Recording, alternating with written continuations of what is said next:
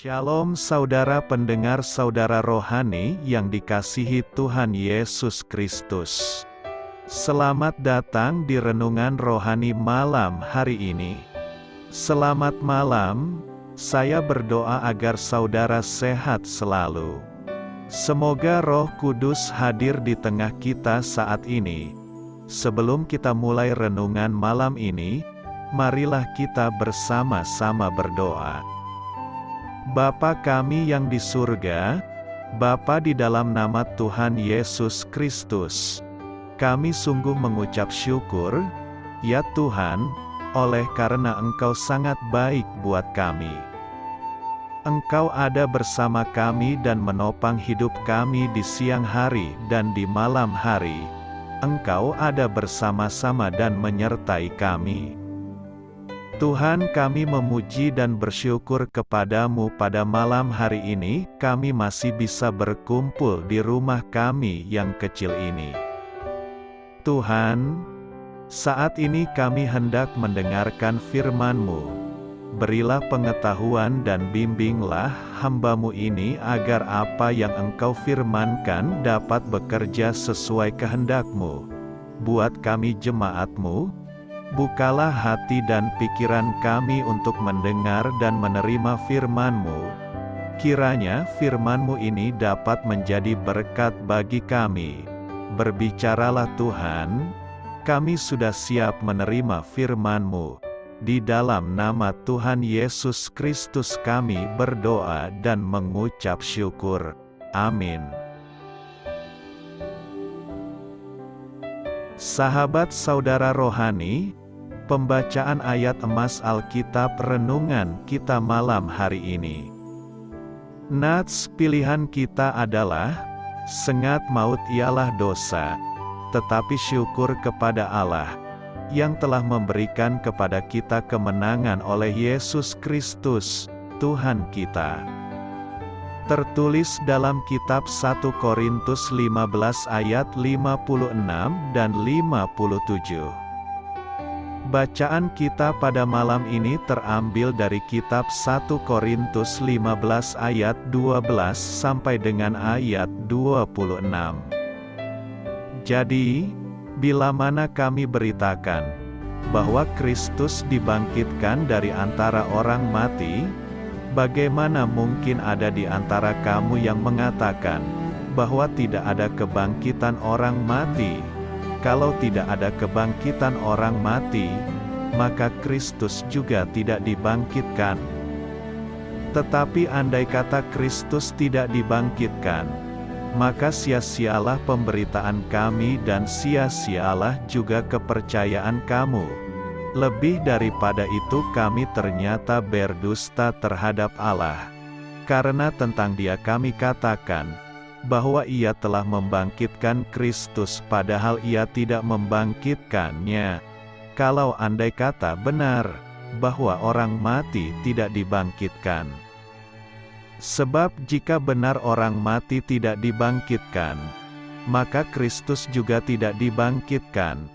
Dan jika Kristus tidak dibangkitkan, maka sia-sialah kepercayaan kamu dan kamu masih hidup dalam dosamu. Demikianlah binasa juga orang-orang yang mati dalam Kristus. Jikalau kita hanya dalam hidup ini saja menaruh pengharapan pada Kristus, maka kita adalah orang-orang yang paling malang dari segala manusia. Tetapi yang benar ialah, bahwa Kristus telah dibangkitkan dari antara orang mati, sebagai yang sulung dari orang-orang yang telah meninggal. Sebab sama seperti maut datang karena satu orang manusia, demikian juga kebangkitan orang mati datang karena satu orang manusia. Karena sama seperti semua orang mati dalam persekutuan dengan Adam, demikian pula semua orang akan dihidupkan kembali dalam persekutuan dengan Kristus. Tetapi tiap-tiap orang menurut urutannya, Kristus sebagai buah sulung, sesudah itu mereka yang menjadi miliknya pada waktu kedatangannya. Kemudian tiba kesudahannya, yaitu bila mana ia menyerahkan kerajaan kepada Allah Bapa, sesudah ia membinasakan segala pemerintahan, kekuasaan dan kekuatan, karena ia harus memegang pemerintahan sebagai raja sampai Allah meletakkan semua musuhnya di bawah kakinya. Musuh yang terakhir, yang dibinasakan ialah maut. 1 Korintus 15 ayat 12 sampai dengan ayat 26. Topik dari ayat emas renungan kita adalah: kematian bukan sebuah titik, itu hanya sebuah koma. Mari kita mulai renungan malam kita. Judul renungan kita hari ini adalah: manakah tujuan kematian? Kisah inspiratif. Pada tahun 410 Masehi, bangsa barbar dari Jerman yang dikenal sebagai bangsa Gotik menjarah kota Roma. Selama penyerbuan itu, banyak orang Kristiani dibunuh secara sadis dan kejam. Di tengah-tengah tragedi ini, ahli teologi ternama Agustinus hidup sekitar tahun 354 sampai dengan tahun 430 Masehi, menulis buku klasiknya, The City of God, Kota Allah. Pikiran-pikirannya masih segar hingga kini, walaupun sudah hampir berusia 16 abad.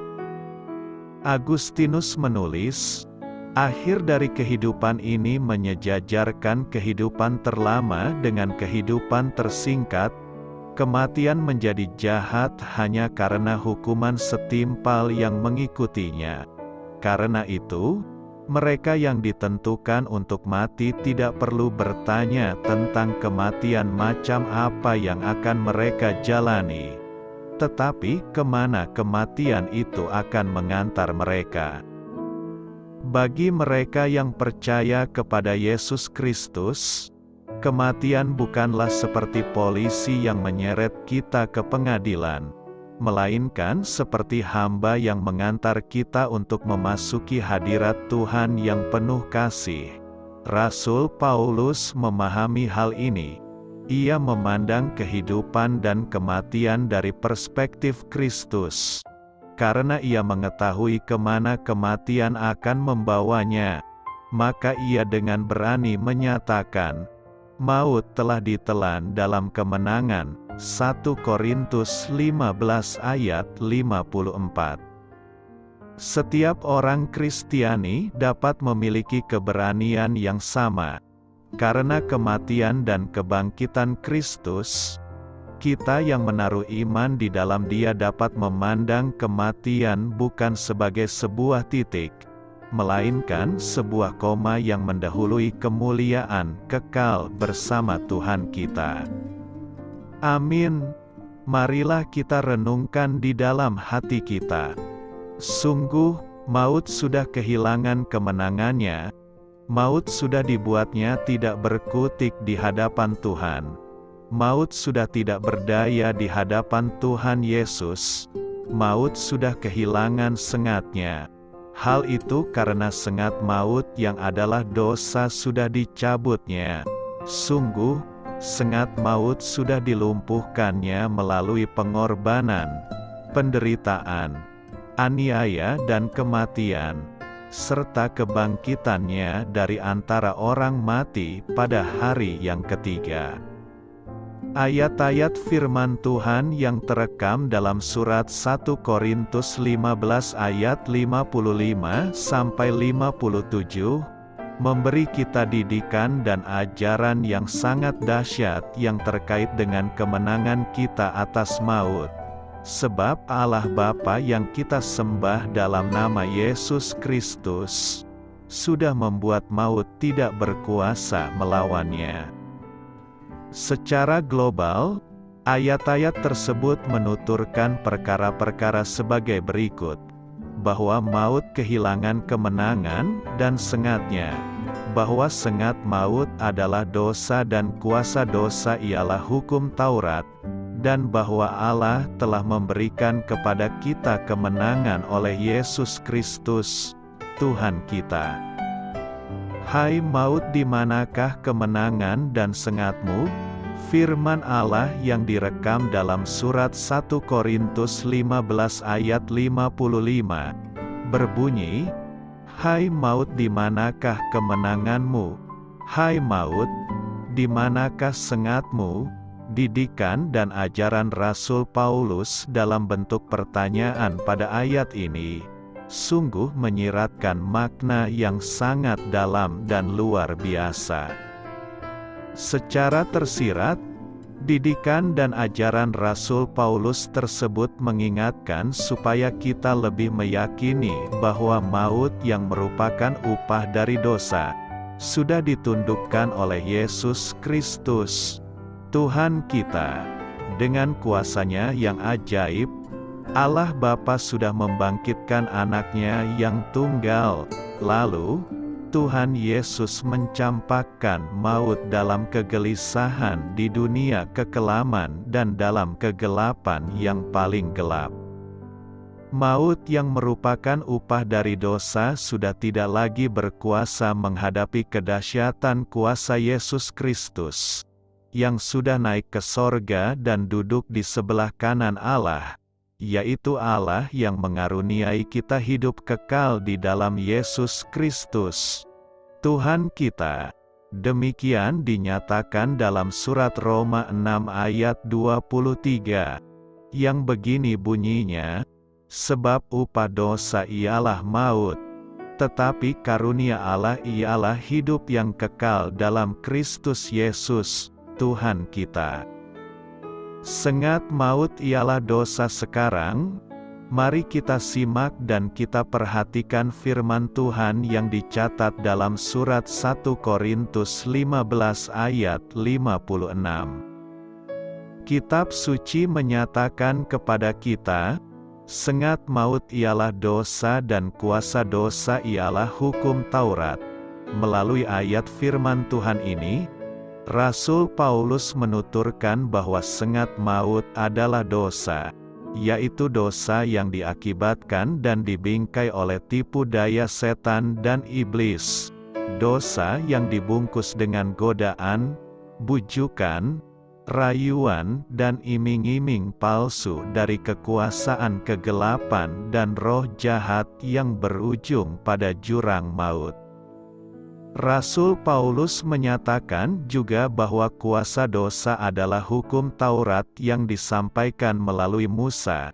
Hukum Taurat ini kemudian menjadi dasar dari segala ancaman ilahi bagi semua orang yang melanggar hukum Taurat, bahwa di dalam hukum Taurat, hukuman dan kutuk dipermaklumkan kepada semua orang, dan barang siapa melanggarnya, maka ia akan mendapatkan hukumannya.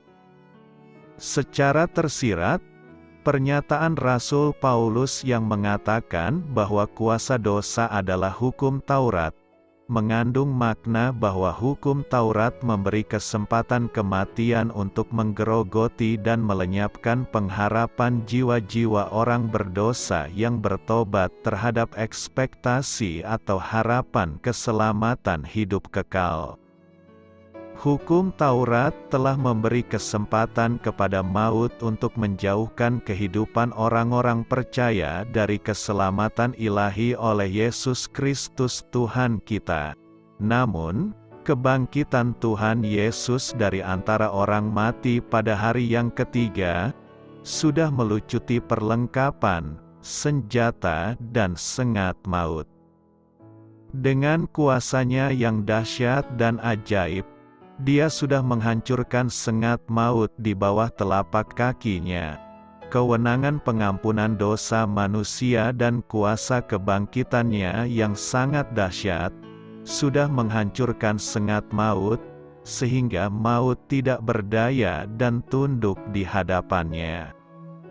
Allah memberi kita kemenangan dalam Yesus Kristus. Kemudian daripada itu, firman Tuhan yang direkam dalam surat 1 Korintus 15 ayat 57, berbunyi, tetapi syukur kepada Allah, yang telah memberikan kepada kita kemenangan oleh Yesus Kristus, Tuhan kita.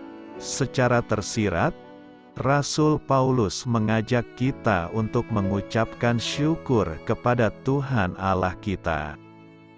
Oleh sebab itu, bersyukurlah kita, berbahagialah kita, karena Dia sudah memberi kemenangan oleh karena kebangkitan Tuhan Yesus Kristus dari antara orang mati, pada hari yang ketiga. Bersyukurlah, karena Allah Bapa yang bertahta di sorga, sudah mengalahkan maut demi kita dan semua orang yang percaya kepadanya. Berbahagialah, sebab Allah yang kita sembah dalam nama Yesus Kristus, sudah menebus, menyelamatkan, dan memenangkan kita dari dosa dan maut. Haleluya! Kemudian, marilah kita simak dan kita perhatikan firman Tuhan yang ditulis dalam surat 1 Korintus 15 ayat 54. Alkitab menyatakan kepada kita, dan sesudah yang dapat binasa ini mengenakan yang tidak dapat binasa, dan yang dapat mati ini mengenakan yang tidak dapat mati. Maka akan genaplah firman Tuhan yang tertulis, maut telah ditelan dalam kemenangan. Di sini, melalui ayat firman Tuhan ini, Rasul Paulus menuturkan kepada semua orang percaya dari generasi ke generasi, dan kepada kita pada saat ini, bahwa sesudah yang dapat binasa mengenakan perlengkapan yang tidak dapat binasa, dan yang dapat mati atau binasa mengenakan yang tidak dapat mati, maka akan genaplah firman Tuhan yang menyatakan bahwa maut sudah ditelan dalam kemenangan. Maut sudah benar-benar ditelan oleh kebangkitannya dari antara orang mati. Secara alkitabiah, Yesus Kristus, Tuhan kita yang sudah bangkit dari antara orang mati pada hari yang ketiga, sudah melucuti segala kuasa dunia yang fana. Bahkan, Ia sudah melucuti pemerintah-pemerintah duniawi. Ia sudah melucuti penguasa-penguasa dunia yang fana. Kemudian, Dia, Yesus Kristus, yang memiliki otorita, berkuasa dan sudah menundukkan maut di bawah kakinya, menjadikan mereka tontonan umum dalam kemenangannya. Hal demikian dinyatakan dalam firman Tuhan yang tercantum dalam surat Kolose 2 ayat 15. Tuhan berfirman, Ia telah melucuti pemerintah-pemerintah dan penguasa-penguasa dan menjadikan mereka tontonan umum dalam kemenangannya atas mereka. Pelajaran yang dapat kita petik secara alkitabiah, Rasul Paulus sudah menuturkan kepada kita bahwa Allah telah memberi kita kemenangan yang sungguh sangat dahsyat dan luar biasa, yaitu kemenangan kita atas maut yang mengancam dan akan membinasakan kita. Tetapi, maut sudah dibuat bertekuk lutut oleh Yesus Kristus. Maut sudah tunduk di hadapannya. Karena maut sudah dibuat tidak berdaya oleh kebangkitannya, maut sudah tunduk, takluk dan bertekuk lutut di bawah kakinya. Rasul Paulus juga meyakinkan kita dengan mempertanyakan, "Hai maut, di manakah kemenanganmu? Hai maut, di manakah sengatmu?" Sungguh, secara implisit, Rasul Paulus mengatakan bahwa maut sudah tunduk, takluk dan kehilangan kemenangannya. Bahwa maut sudah dibuatnya tidak berkutik di hadapannya, maut sudah kehilangan sengatnya, karena sengat maut sudah dicabut oleh Yesus Kristus, Tuhan kita, yaitu melalui kebangkitannya dari antara orang mati pada hari yang ketiga. Lalu, bagaimanakah dengan kita? Sudahkah kita percaya bahwa Allah telah memberi kita kemenangan yang sungguh sangat dahsyat dan luar biasa? Sudahkah kita percaya bahwa maut sudah dibuat bertekuk lutut oleh Yesus Kristus di bawah kakinya? Sudahkah kita percaya bahwa sengat maut sudah dicabut oleh Yesus Kristus, Tuhan kita, melalui kebangkitannya dari antara orang mati pada hari yang ketiga? Kita percaya bahwa semua pribadi di antara kita percaya bahwa Allah telah memberi kita kemenangan yang sungguh sangat dahsyat dan luar biasa. Sudah tentu, kita percaya bahwa maut sudah dibuat bertekuk lutut oleh Yesus Kristus di bawah kakinya. Kita percaya bahwa sengat maut sudah dicabut oleh Yesus Kristus, Tuhan kita, melalui kebangkitannya dari antara orang mati pada hari yang ketiga. Berbahagialah kita yang percaya bahwa Allah telah memberi kita kemenangan yang sungguh sangat dahsyat dan luar biasa, karena Dia sudah menaklukkan maut di hadapannya bagi kita. Berbahagialah kita dan semua pribadi di antara kita yang percaya bahwa maut sudah dibuat bertekuk lutut oleh Tuhan kita Yesus Kristus di bawah kakinya, karena Dia adalah Raja segala raja dan satu-satunya penguasa di bumi dan di sorga sepanjang masa. Berbahagialah kita yang percaya bahwa sengat maut sudah dicabut oleh Yesus Kristus Tuhan kita melalui kebangkitannya dari antara orang mati pada hari yang ketiga, karena Dia sudah menyediakan bagian hidup kekal bagi kita di kerajaan sorga. Doa saya menyertai saudara sekalian. Saya memberkati Anda agar sewaktu Anda mencarinya dari Dia, Bapa Surgawi Anda akan memberikan bagi Anda roti harian Anda. Dalam nama Yesus Kristus, Tuhan yang berkuasa atas alam semesta dan menuntun kita kepada iman yang menyelamatkan, Tuhan Yesus menyertai senantiasa. Terima kasih sudah berkenan mendengarkan renungan malam saudara rohani. Tuhan memberkati. Amin.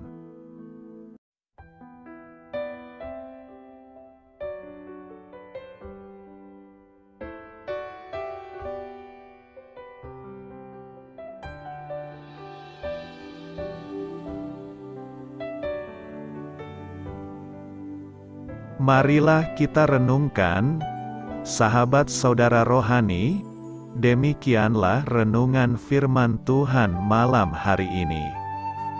Semoga menjadi berkat di dalam hidup kita dan menjadikan kita pribadi yang lebih baik. Sebelum kita beristirahat pada malam hari ini, marilah kita berdoa. Bapa kami yang di surga, Bapa di dalam nama Tuhan Yesus Kristus, kami sungguh mengucap syukur, ya Tuhan, oleh karena Engkau sangat baik buat kami.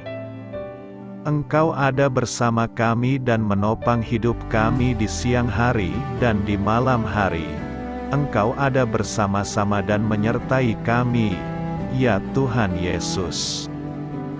Kami mengucap syukur untuk firman-Mu, ya Tuhan, yang memberikan kami kekuatan dan menyadarkan kami bahwa kami tidak perlu takut dengan gelap dan malam.